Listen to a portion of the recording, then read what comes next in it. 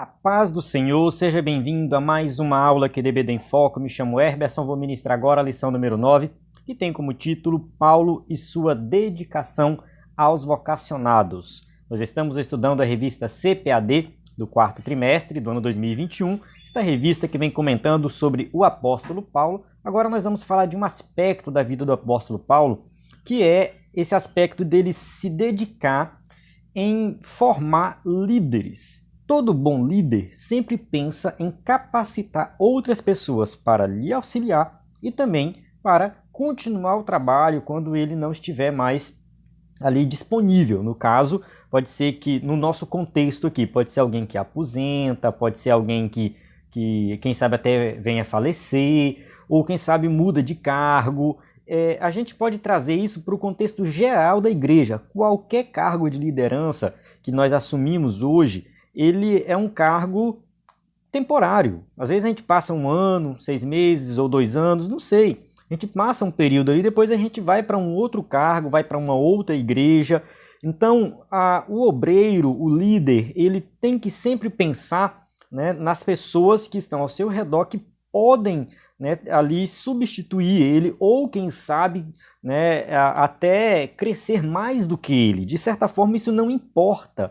Todo mundo que tem uma vocação para fazer a obra de Deus, essa pessoa merece atenção. Quem tem um chamado precisa de alguém para auxiliar. E no caso, né, Paulo foi esse auxiliador, esse que se dedicou, né, aos novos obreiros, à formação de novos obreiros, de novos líderes. Então a gente vai ver esse aspecto da vida de Paulo fazendo aplicações práticas para a igreja nos dias de hoje. Você que é professor da EBD está convidado a assistir essa aula até o final, acompanhar aqui, né, a nossa meditação nas passagens bíblicas e também aqui na revista, né, baseado na revista. Nós estamos usando aqui o slide em PowerPoint que está disponível no site ebdemfoco.com, 100% baseado na revista, o nosso slide completo, um slide com imagens de qualidade, com animações. Então, né, no EBD em Foco, além dos slides, nós temos outros conteúdos complementando a lição, né, aula em vídeo, áudio, PDF, temos vários cursos. Acesse aí ebdemfoco.com. Vamos lá, nós temos um WhatsApp que você pode entrar em contato para tirar qualquer tipo de dúvida, tá? Pode ser em relação à lição ou em relação ao acesso ao site. Nosso número é 94 98409 2869, tá? Qualquer coisa é só mandar mensagem para nós. O textuário diz assim: Olhai, pois, por vós e por todo o rebanho, sobre o que o Espírito Santo vos constituiu bispos, para apacentardes a igreja de Deus, que ele resgatou com seu próprio sangue. Então, Paulo aqui falando aos anciãos ali em Éfeso, tá? Paulo ele está passando orientações. A gente vai estudar basicamente o capítulo 20 de Atos, tá? O versículo 28, que ele vai dar aí uma orientação, né? Falando assim: olhai, né, vós, né, no caso, pois, por vós e por todo o rebanho, ou seja, cuide de vocês e cuide do rebanho, tá? E, no caso, o Espírito Santo foi que constituiu vocês. Então, qualquer pessoa que está inserido na obra de Deus foi o Espírito Santo que colocou ali, tá? E ali está o povo de Deus, que foi resgatado pelo próprio sangue de Cristo. Verdade prática. No reino de Deus, a liderança mais antiga zela pelas lideranças mais novas. Os jovens vocacionados precisam de cuidado e zelo. Então, aquilo que eu venho falando ali desde o começo, né? Na introduçãozinha que eu faço no começo, já venho falando. O líder, né, o bom líder, ele treina outros líderes. Então, ele vai treinando novos líderes. Então, os jovens vocacionados, eles precisam ter atenção de alguém. Então, todo bom líder começa a perceber quem são aqueles que têm o chamado, que têm realmente vontade de fazer a obra e se dedica um tempo ali no treinamento daquela pessoa. A nossa passagem aqui a ser estudada é Atos 20, né, 17 a 34. Paulo fica 3 anos em Éfeso, então ele, né, chama os anciãos ali, né, ele fala assim: de Mileto mandou a Éfeso chamar os anciãos da igreja. E ele vai passar orientações. É muito bonita essa passagem, então recomendo você ler. A gente pula aqui para ganhar tempo no vídeo, mas é porque realmente a gente vai usar, né, essa passagem durante a aula, tá? Tá dentro do contexto da lição, a gente vai acompanhando aí. Vamos para a introdução. A introdução diz assim: nesta lição, vamos estudar sobre o grande legado do apóstolo Paulo para os obreiros da atualidade. Então Paulo, daquela época, ele deixou o exemplo para que os obreiros de hoje possam seguir esse exemplo e se capacitar. A sua maneira de ensinar os novos vocacionados, seu legado doutrinário para os novos obreiros. Então Paulo deixou tudo isso, tá? Ele deixou um jeito específico de ensinar, né, as doutrinas, ensinava doutrinas, e seu apelo aos líderes para cuidar do rebanho de Deus. Então essa questão do cuidado, Paulo tinha uma preocupação com a sã doutrina, com cuidado com o rebanho, cuidado com o povo. Então Paulo, né, foi esse obreiro capacitado para liderar e treinar novos líderes. Né? Ele teve sim esse cuidado. Temos muito que aprender com a vida e o ministério do apóstolo dos gentios. Que o Espírito Santo fale aos nossos corações. Então, que nós possamos aqui, né, com humildade, com sabedoria, estudar essa lição e guardar no nosso coração, né, os princípios bíblicos aqui, né, de treinamento e capacitação para pessoas vocacionadas. Vale ressaltar que a gente não tem detalhes, né, dessas pessoas que foram treinadas por Paulo. Tá? O que aconteceu com elas, para onde elas foram, qual trabalho elas realizaram, será que algum deles se tornou escritor? A gente não sabe, mas o que a gente sabe é que aquele trabalho inicial realizado por Paulo e pelos outros apóstolos resultou no que nós temos hoje. Nós temos hoje uma igreja forte, milhões e milhões, quem sabe até bilhões de crentes nos dias de hoje. Então tudo isso um trabalho lá no começo, no início, algo simples, algo bem básico, e Deus usou aqueles obreiros para expandir o evangelho para o mundo inteiro e chegar até nós. Tópico 1. Éfeso, o ponto de aprendizado dos vocacionados. O ponto de partida, 1.1. Em lição anterior, vimos que Antioquia foi o lugar de desenvolvimento vocacional do apóstolo Paulo. A gente já viu essa passagem de Atos 13:1. Na igreja que estava em Antioquia, havia alguns profetas e doutores. Aí tem o nome de alguns e o nome de Paulo vem por último, né? Saulo ainda, né? Chamado de Saulo. Então, ali mostra que Paulo era um integrante da igreja que já fazia obra na igreja de Antioquia e foi chamado para um trabalho específico que foi realizar aí o plantio de igrejas. A gente já falou em lições anteriores sobre a questão de Paulo como plantador de igrejas através das suas viagens missionárias. Em Éfeso, o apóstolo permaneceu mais tempo, né, cerca de 3 anos, e por isso dali surgiu um local estratégico para formar discípulos. Então, né, se você está assistindo a aula pelo vídeo, né, você está vendo o mapa. A gente tentou colocar um mapa bom aí, mas é difícil encontrar, de qualidade boa, mas já tem um pontinho lá apontando Éfeso. Tá? Éfeso ficava ali na Ásia Menor, na região ali perto da Grécia, Macedônia. Então, é uma região bem distante já de Antioquia, Antioquia da Síria, né? Vale ressaltar que tinha a Antioquia da Pisídia e a Antioquia da Síria. Então, um lugar bem distante já. E ali tinha várias igrejas ao redor, tá? Perto ali, próximo ali, tinha várias igrejas. Aquelas igrejas que João escreve as cartas ali no Apocalipse, elas estão todas próximas, tá? Tudo dentro de uma rota só, perto ali de Éfeso, tá? Assim, preparar seus colaboradores vocacionados para atuar nas igrejas da Ásia era uma tarefa importante. Então, Paulo ele tinha esse desejo de preparar pessoas para atuar não somente em Éfeso, mas ao redor, nas igrejas, né, ali vizinhas, Pérgamo, né, Mileto, Rhodes, enfim, Listra, Antioquia da Pisídia. Então todas aquelas cidades ali estavam próximas, ali tinha Laodiceia também. Se você ler as cartas de João ali, né, no capítulo 3 de Apocalipse, você vai ver algumas igrejas, detalhe de alguma dessas igrejas. Então muitas dessas igrejas tinham o quê? Ali pastores, bispos treinados pelo próprio apóstolo Paulo, né, pois o ministério de Paulo já estava mais independente dos apóstolos de Jerusalém. Embora não perdesse a comunhão com a igreja mãe. A igreja mãe ficava em Jerusalém, Antioquia ali mais acima, né, na Síria, e ali no caso a igreja começou realmente em Jerusalém. No entanto, o evangelho se expande pelo mundo. Tá? Paulo não perde o vínculo com Jerusalém. Vale ressaltar que no capítulo 20 de Atos ele está indo a Jerusalém, ele se despede do pessoal ali de Éfeso para ir a Jerusalém, mas né, a gente vê que realmente o evangelho já tinha se expandido e essas igrejas já tinham se consolidado, tá? Elas já tinham obreiros próprios, pessoas que estavam já ali capacitadas para liderar. eu penso que o modelo da Assembleia de Deus nos dias de hoje é muito parecido com o modelo da igreja primitiva.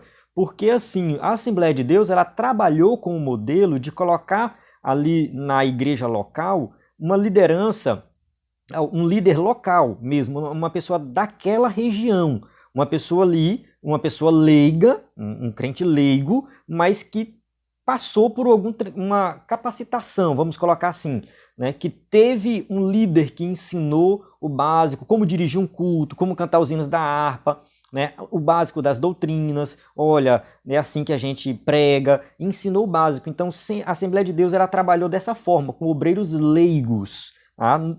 Só porque é leigo não significa que não é capacitado, tá? Principalmente pelo Espírito Santo. Então, né, assim a igreja primitiva cresceu. A igreja primitiva cresceu dessa forma, porque os apóstolos mesmo que andaram com Jesus eram poucos, tá? Muito pouco mesmo.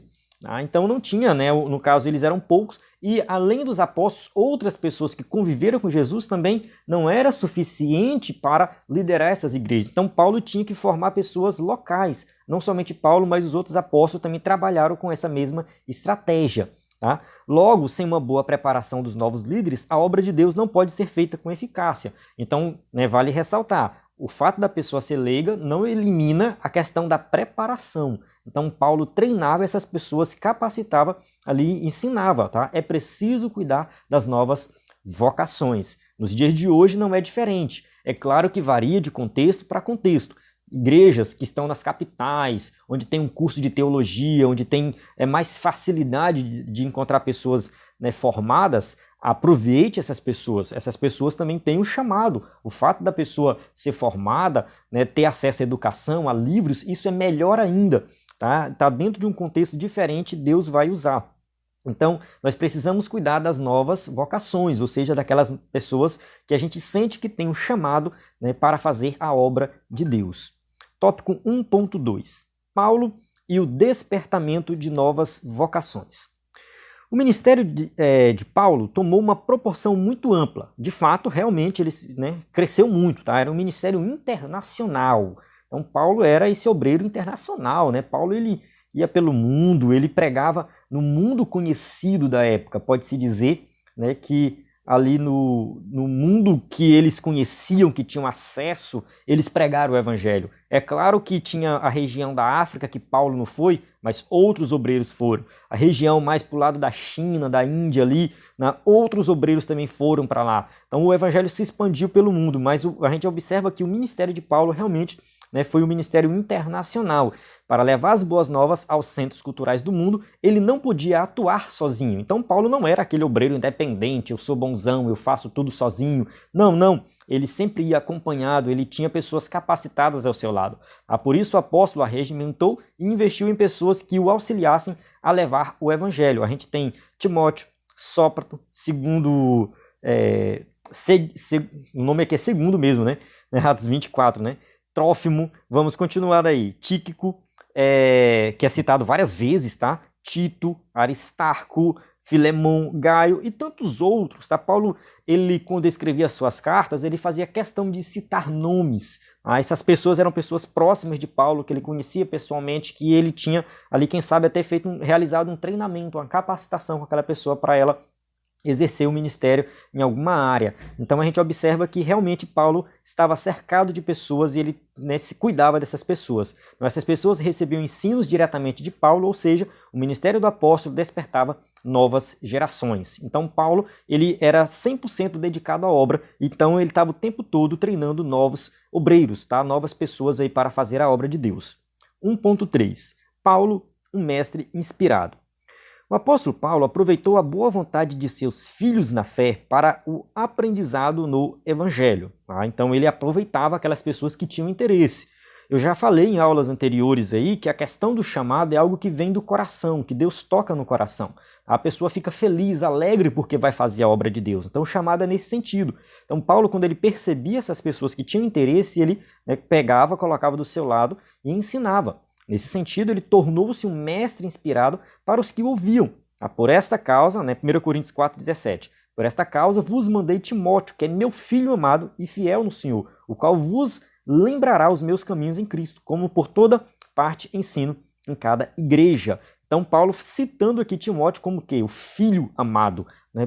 Timóteo não era filho de Paulo de um fruto de um casamento, né? Filho de sangue, não. Ele chama de filho nesse sentido de alguém que ele ganhou para Cristo, alguém que ele cuidou, que ele ensinou, alguém que está ao lado dele, alguém que está, né, que ele tem um carinho muito grande, tá? E que é fiel à obra de Deus. Então, Paulo está demonstrando um amor, um carinho por Timóteo.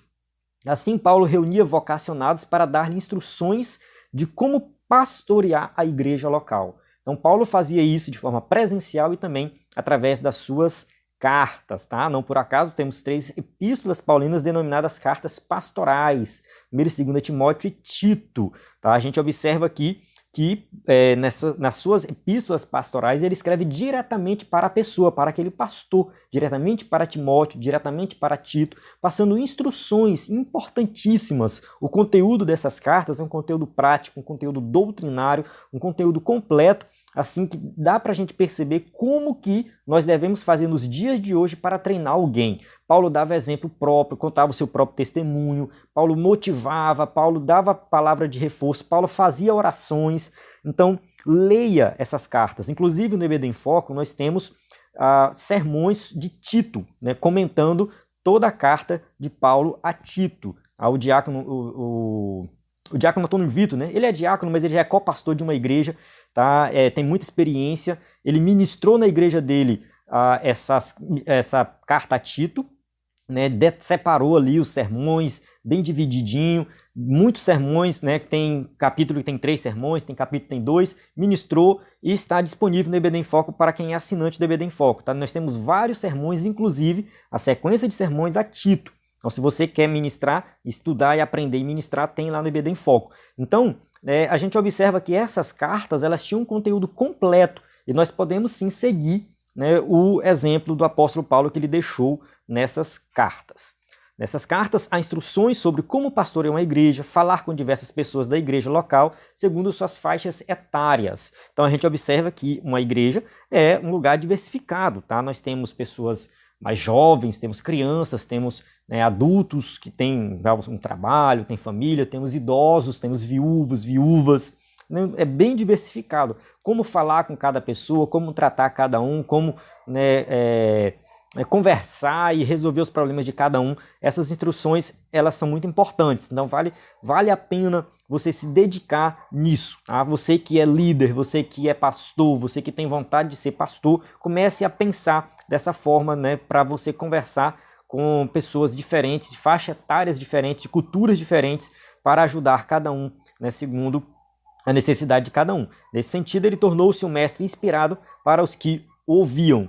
Então, nesse caso, Paulo, ele era pode-se dizer, um mentor, alguém que estava ao lado dos novos vocacionados, né, para ensinar como agir da maneira correta. É muito bom quando isso acontece, tá? A constituição e a preparação de novos líderes eram um cuidado constante do apóstolo, né? Esse deve ser o nosso cuidado também para a estabilidade ministerial da igreja local, pois a estabilidade ministerial da igreja local depende disso.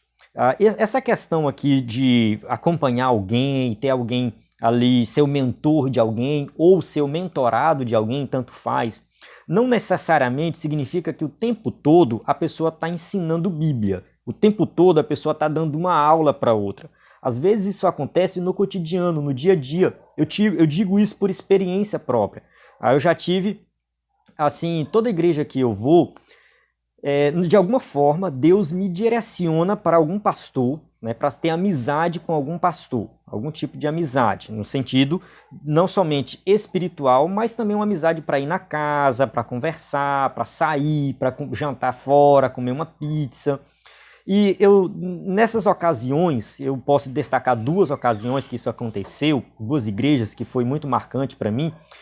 Eu percebia que mesmo quando a gente estava na rua conversando, quem sabe comendo uma pizza ali entre família, eu percebia que ali tinha um aprendizado, eu estava aprendendo algo ali, e eu aproveitava cada segundo, porque ali a gente ia conversando e ia percebendo algumas coisas. Então, o líder, né, quando ele vai ensinar alguém, não significa, né, que é o tempo todo dentro da igreja, trancado numa sala de aula ensinando. Não, é no cotidiano, é no dia a dia. E eu penso que Paulo fazia a mesma coisa. Paulo andava com as pessoas, conversava com as pessoas, dava atenção para as pessoas, e ali ia acontecendo o treinamento de forma bem natural, tá? bem descontraído, pode-se dizer. Vamos para o tópico 2. O legado doutrinário de Paulo para os novos líderes. 2.1. Advertência de Paulo a respeito dos judaizantes e dos gnósticos. Nós vamos entrar aqui num tópico que, assim, Paulo, quando ele passava as suas instruções, né, para os seus liderados, ele sempre alertava contra as seitas, tá? As seitas da época. E ele vai alertar contra dois grupos principais aqui. E a gente vai destacar esses dois grupos, os judaizantes e os gnósticos. Vamos lá. Primeiro, os judaizantes. Quem eram os judaizantes? Durante o ministério de Paulo, muitos judeus acolheram a mensagem apostólica e tornaram-se cristãos. De fato, muitos judeus se converteram. Os primeiros crentes eram judeus, tá? Mas nem todos aceitavam a liberdade cristã dos gentios. Eu até acho que o escritor da revista não foi muito feliz em colocar assim, liberdade cristã dos gentios. Eu penso que não aceitavam a liberdade que Cristo proporcionou, porque Jesus veio libertar de tudo. Tá? Conhecereis a verdade e a verdade vos libertarás. Os judeus, quando se converteram, eles não se libertaram do legalismo. Eles não se libertaram, né, todo aquele sistema do Antigo Testamento que já tinha vencido, já tinha passado. Tá? E os gentios que não tinham acesso a esse conhecimento, né, quando eles aceitavam a Cristo, a única coisa que eles pensavam, não, agora eu sou um salvo em Cristo Jesus, ele perdoou meus pecados, não estava preso a nenhum tipo de legalismo judaico. Tá? Então, houve essa tensão entre gentios e judeus logo no começo, mas, né, por quê? Porque a liberdade ela foi oferecida por Cristo. Os gentios entenderam isso melhor do que os judeus, pode-se dizer assim. Né? Por isso, alguns deles torceram o ensino de Paulo. Muitos judeus, né, foram lá assim, desfazer aquilo que Paulo tinha feito. Né? Foi totalmente deturpar totalmente o evangelho que Paulo tinha pregado, afirmando que a salvação dos gentios dependiam da observância da lei mosaica. Então, muitos, né, no caso desses judaizantes, falavam, não, para você ser crente, primeiro você tem que se tornar judeu, passar pelo ritual de se tornar um judeu, fazer a circuncisão e tudo mais, e depois é que você vai crer em Jesus como Salvador. Então, o gentio tinha que passar por um processo de se tornar um judeu para depois se converter ao judaísmo primeiro, para depois se converter a Cristo. Então, essa era a afirmação que eles faziam, tá? Assim exigiam que os gentios convertidos observassem a lei. Né? Quais aspectos da lei? A circuncisão, a guarda do sábado, a observância dos ritos que envolviam datas e comidas. Olha, vocês têm que seguir tudo isso aqui para alcançar a salvação. Então parecia que a graça de Deus não era mais suficiente. Tá? Não é somente pela graça, é a graça mais alguma coisa, tem algo somando aí. Então contra isso, Paulo se levantou corajosamente. Gálatas 1, de 6 a 8, ele fala assim, ó, maravilho-me de que tão depressa passasseis daquele que vos chamou a graça de Cristo para outro evangelho, o qual não é outro, mas há alguns que vos inquietam e querem transtornar o evangelho de Cristo. Mas ainda que nós mesmos ou um anjo do céu vos anuncie outro evangelho, além do que já vos tenho anunciado, seja anátema, ou seja, maldição. Paulo, ele está sendo irônico aqui. Ele fala assim, maravilho-me, fico feliz que tão depressa vocês fizeram isso. Vocês abandonaram o evangelho que eu preguei para vocês. Quando você lê a carta de Paulo aos Gálatas, né, Paulo ele faz uma pequena introdução e já começa a falar isso aqui. E ele vai fazer um detalhamento explicando para os crentes ali daquela região, né, o que é de fato o evangelho, o que é a graça de Deus. Paulo chega a falar, olha, se não é pela graça, né, se é pela lei, já não é mais pela graça. Então, assim, ou vocês são salvos pela lei ou vocês são salvos pela graça. A lei, ela nunca teve o propósito de salvar. Mas os judeus daquela época, da época de Paulo, da época de Jesus ali, aqueles judeus, eles interpretaram a lei de forma totalmente errada. Tá? O problema não está na lei em si, mas na interpretação que eles deram para a lei. Esse é o problema. Em momento algum, Jesus falou que a lei foi dada para salvar. Em momento algum, Deus falou lá no Antigo Testamento que a lei foi dada para salvar. Tá? A salvação sempre foi através do pagamento, do derramamento de sangue, tá? Do arrependimento do pecado, da fé, sempre foi pela fé. Esse é o argumento de Paulo, né, quando ele escreve tanto aos Gálatas quanto aos Romanos, ele vai argumentar que a salvação sempre foi pela fé. Abraão foi salvo pela fé. Então a lei nunca teve o propósito de salvar. E muitos naquela época estavam crendo nisso. Tá? Então eles abandonaram o evangelho de Cristo, abandonaram a graça de Deus, deixaram o evangelho da graça para ir para o evangelho das obras. Tá? E o legado que ele nos deixou foi a defesa intransigente quanto à natureza graciosa da salvação. Então Paulo ele fez essa explicação detalhada do que é a graça de Deus, a salvação pela graça, somente crê em Jesus como Salvador e assim você vai ser salvo. Não tem obras da lei, não tem nada que vai acrescentar algo à sua salvação. A salvação é 100% Cristo. Tá? Disso nenhum líder cristão pode abrir mão. A salvação é por graça e não por mérito humano. Isso aqui a gente tem que insistir. Sempre foi pela graça, desde o Antigo Testamento, e continua sendo pela graça. A lei nunca teve o propósito de salvar. Ela aponta o erro, ela diz onde está errado, mas ela não salva. A salvação é por meio de Cristo. Os crentes do Antigo Testamento foram salvos baseados no sacrifício de Cristo. Olharam para frente, por Cristo que um dia viria. Hoje nós olhamos para trás, por Cristo que já veio, mas a salvação sempre foi em Cristo Jesus. Tá? Não tem mérito humano aqui. Vamos para o próximo problema da época, os gnósticos. Tá? Quem eram os gnósticos? Tá? Falamos dos judaizantes, agora vamos para a questão do gnosticismo. Tá? Eu coloquei uma definição aqui, que tem no Google, né? Um movimento de teor religioso que possui o caráter sincrético ou esotérico, foi criado nos séculos iniciais do calendário. Qualquer busca pelo conhecimento místico das verdades divinas ou transcendentes que podem referir ao estado espiritual de um indivíduo. Então, o gnosticismo tem pode ter várias definições. É algo antigo, mas ao mesmo tempo é algo atual, tá? Mas assim, de forma geral, eles acrescentavam elementos filosóficos à fé cristã que corrompiam a sã doutrina. Então, o gnosticismo não era uma religião separada fora parte, era um movimento intelectual que acontecia dentro da igreja. Tá? Dentro da igreja, algumas pessoas se achavam mais espirituais do que as outras. Tá? Era uma filosofia prejudicial ao evangelho que Paulo ensinou. Tá? Os gnósticos se consideravam mais espirituais que os outros. Tá? Eles achavam que eram super crentes, que eles tinham um conhecimento mais elevado, que eles sabiam algumas coisas que os outros não sabiam, os crentes normais não sabiam. Então, assim, só quem tem esse conhecimento aqui é que realmente vai alcançar a salvação. Então, isso é uma característica gnóstica, traz essa ideia, né, de um conhecimento elevado que poucos têm acesso a esse conhecimento. Para eles, o espírito era mais importante que o corpo. Ensinavam que o corpo é matéria imprestável. Então, eles tinham a ideia desse dualismo de matéria, né, a matéria não presta, a matéria é inútil, e o espírito é mais importante.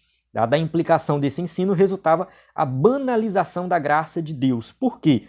Porque que eles falam, já que o corpo não importa, você pode fazer o que quiser com o seu corpo. Você pode prostituir, você pode ser um glutão, você pode fazer o que quiser, né? Porque o corpo não serve de nada. O importante é o espírito, e essas coisas não estragam o espírito. Então esse era o pensamento deles. Então muitos que aderiam ao gnosticismo naquela época eram pessoas que estavam dentro da igreja, mas ao mesmo tempo viviam em pecado e usavam como desculpa essa ideia de que, né, o corpo vai perecer, o corpo não tem valor, né, e o pecado, no caso, os seus atos pecaminosos não estão manchando a sua alma ou o seu espírito. Então isso foi realmente algo que iniciou ali na época de Paulo, tá? É um gnosticismo bem primitivo e que evoluiu. Tá? Isso foi um problema sério na igreja no século seguinte, século II, século III. Tá? Foi um problema muito sério essa questão do gnosticismo.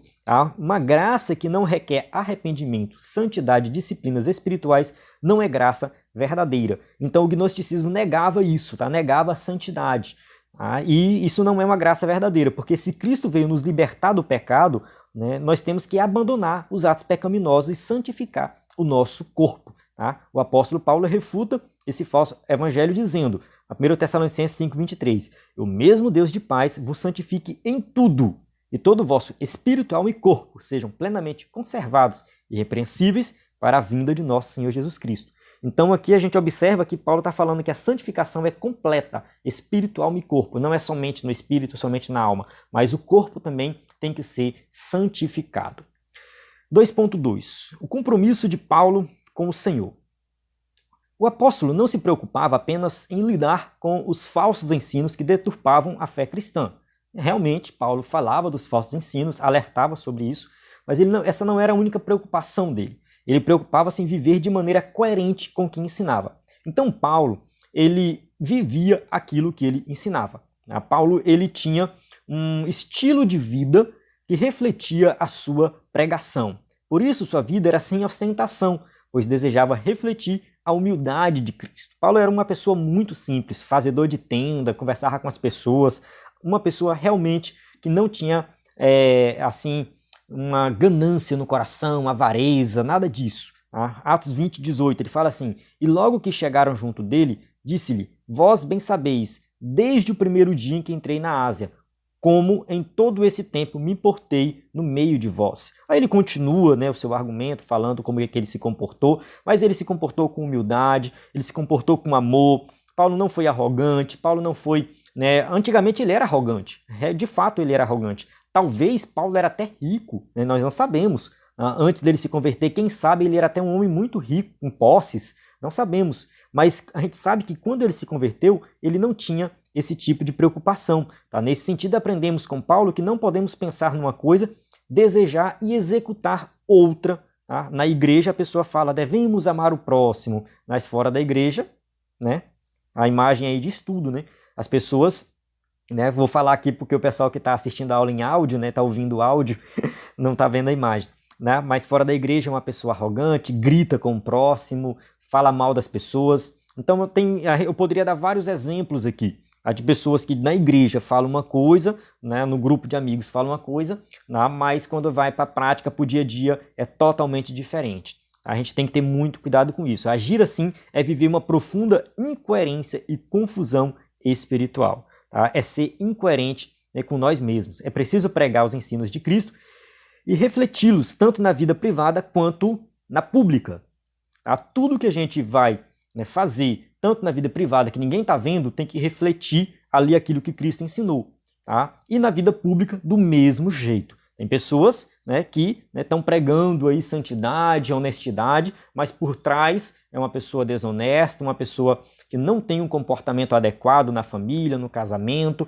Então a gente tem que tomar cuidado com isso. Tá? Quem é crente de verdade tem que ser na prática e não na teoria. Temos que ler a Bíblia para viver a Bíblia, praticar a Bíblia, colocar ela em prática na nossa vida e não simplesmente ter a Bíblia como um amuleto ou simplesmente, usar o conhecimento bíblico para dizer que é mais inteligente do que os outros.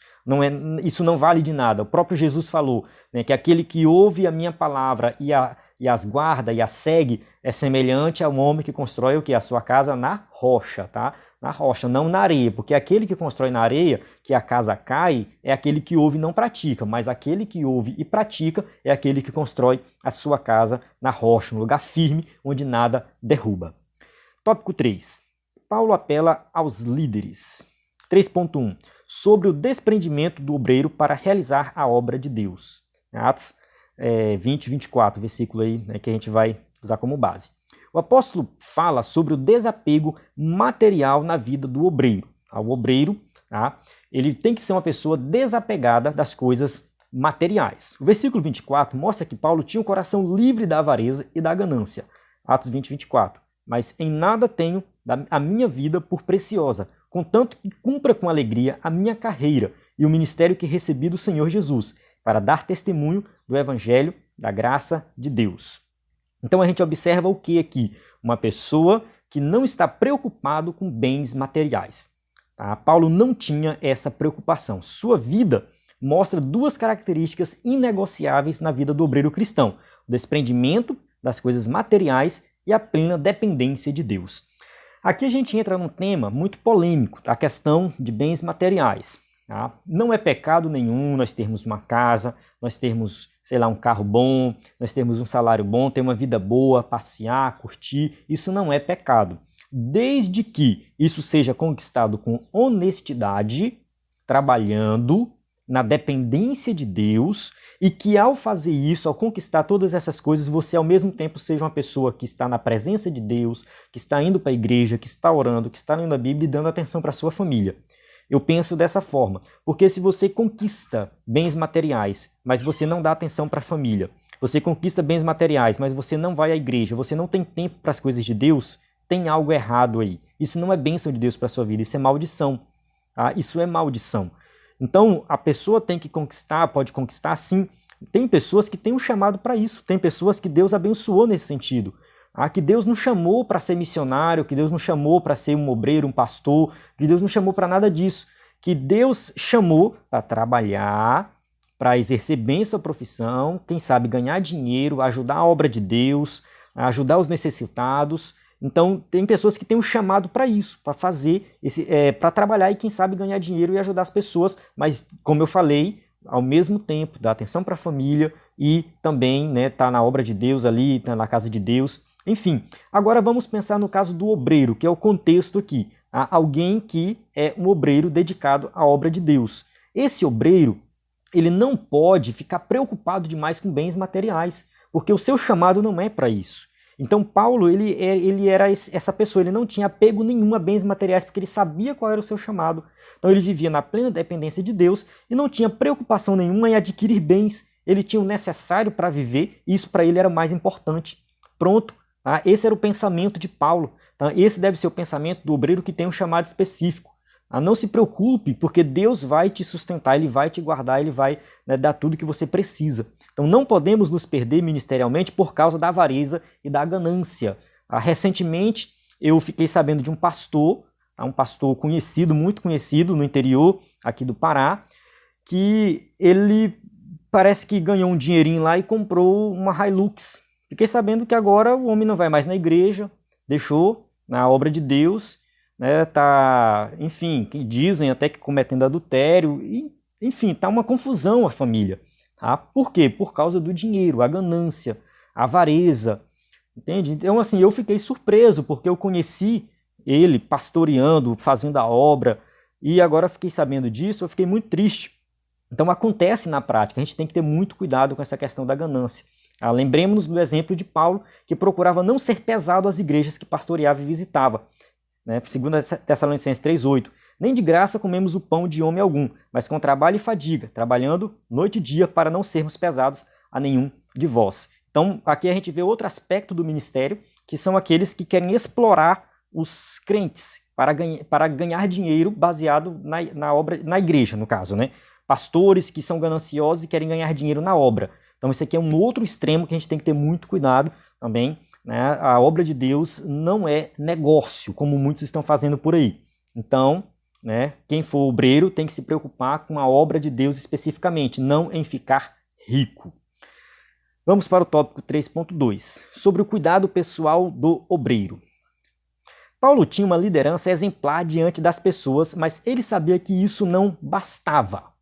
Ele sabia que o fato dele ser um líder exemplar ainda não era suficiente, Por isso que ele fala assim, olhai por vós mesmos. Olhai, pois, por vós mesmos. Corrigindo, olhai, pois, por vós mesmos. Então, assim, vocês têm que ter cuidado de vocês. Não basta vocês seguir o meu exemplo, seguir o que eu ensino. Vocês também têm que aprender a se cuidar. Às vezes, na caminhada ministerial, tendemos a passar a ideia de super-homens. Tem gente que acha que, tem dois aspectos aqui. Tem o obreiro que se acha um super-homem e tem as pessoas que olham para os obreiros e acham que os obreiros são super-homens. Tem esses dois aspectos, mas não é bem assim. A experiência nos ensina que não somos intocáveis pelas circunstâncias externas. Muitas vezes é cansativo, cansa. Muitas vezes os problemas trazem aí até, assim, podem levar o pastor, o obreiro, até uma depressão. Isso acontece muito. O índice de suicídio de pastores é altíssimo, porque o desgaste é muito grande. O desgaste físico, o desgaste psicológico, realmente é cansativo muitas vezes. Então isso a gente tem observado nos dias de hoje. Então é preciso cuidar do corpo, da alma e do espírito. Assim, antes de cuidar do rebanho de Deus, o obreiro deve zelar pela sua saúde física, mental e espiritual. Então o obreiro ele tem que zelar, tá? Ele tem que cuidar de todos os aspectos da sua vida para que ele possa exercer bem o seu ministério. Tá? Portanto, devemos cuidar de nós mesmos para cuidar do povo de Deus. Então o obreiro ele tem que ser uma pessoa que tem que, de vez em quando, parar, fazer uma reflexão. É importante praticar atividade física, sim, é importante correr, quem sabe ir na academia. Isso é importante, a saúde física. O estilo de vida que nós levamos nos dias de hoje, a comida que a gente ingere, a gente tem que parar para pensar nisso. Você está dormindo bem ou não está dormindo bem? Tá? Tem que descansar, tem que ter momento de lazer com sua família. Quantos obreiros por aí não destruíram a sua família pensando, que eu tenho que fazer a obra, fazer a obra, fazer a obra, fazer a obra, e esquece a esposa, esquece os filhos, destrói seu casamento. É muito pior. Eu conheço vários nessa situação. Tá? Então, cuidar da vida espiritual, cuidar de forma geral, nós temos que cuidar da nossa vida de forma geral. Tá? E assim, Deus vai abençoar, tá? A obra vai ser feita, tá? E você vai estar ali preparado, não somente no conhecimento intelectual, você vai estar preparado, mas também na questão física, mental e espiritual. Tópico 3.3, sobre a ameaça de lobos cruéis no rebanho de Deus. A metáfora dos lobos cruéis se refere aos falsos mestres que incutiam doutrinas estranhas na mente dos incautos. Esses lobos eram predadores espirituais do rebanho de Deus, destituídos de misericórdia e amor. Então, Paulo está falando aqui de pessoas maléficas, pessoas com um coração assim que não se converteu, pessoas que não são crentes, mas que ao mesmo tempo têm, né, a intenção ruim de destruir o rebanho, de acabar com o rebanho. São os predadores espirituais. Nesse sentido, o apóstolo convoca os obreiros a terem o compromisso de cuidar de cada ovelha do rebanho, ensinando-as e protegendo-as. Não é só você ensinar o rebanho, mas proteger o rebanho. O obreiro ele tem que ter essa preocupação de saber o que está acontecendo, o que está sendo pregado, o que está sendo ensinado, o que está sendo cantado ali na igreja, no grupo que ele lidera, não sei, para que não entre nenhuma heresia. Portanto, estejamos atentos contra os predadores que atacam o rebanho do Senhor. Temos que estar atentos. Tem pessoas, sim, que vêm com a intenção má no coração, somente com a intenção má. Precisamos desempenhar com fidelidade o nosso papel de guardiões e protetores do rebanho de Deus. É por isso que, né, Paulo fala muito do dom de discernimento de espírito. Nós temos que ter esse dom de discernimento de espírito. Nós temos que conseguir ali identificar as pessoas que têm uma intenção ruim no coração para fazer o mal para alguém. A gente tem que saber quem são as ovelhas e quem são os lobos. A gente tem que identificar e, né, cuidar das ovelhas para que tudo ocorra muito bem. Tá? Desempenhar, né, com fidelidade o nosso papel de guardiões e protetores do rebanho de Deus. Então Paulo tinha essa preocupação, ele passava isso para os seus os obreiros que ele treinava, e ele deixou o exemplo para os dias de hoje. Nos dias de hoje nós temos sim, né, que, né, nos preparar, né, contra os falsos profetas, contra esses lobos devoradores. Chegamos na conclusão da nossa aula, que diz assim: a vida do apóstolo Paulo deixa um grande legado para os obreiros da atualidade. Sua maneira de despertar novas vocações, sua herança doutrinária para a nova geração de trabalhadores e seu apelo aos obreiros para cuidar do rebanho de Deus são marcos importantes para nortear os ministérios dos vocacionados de Deus.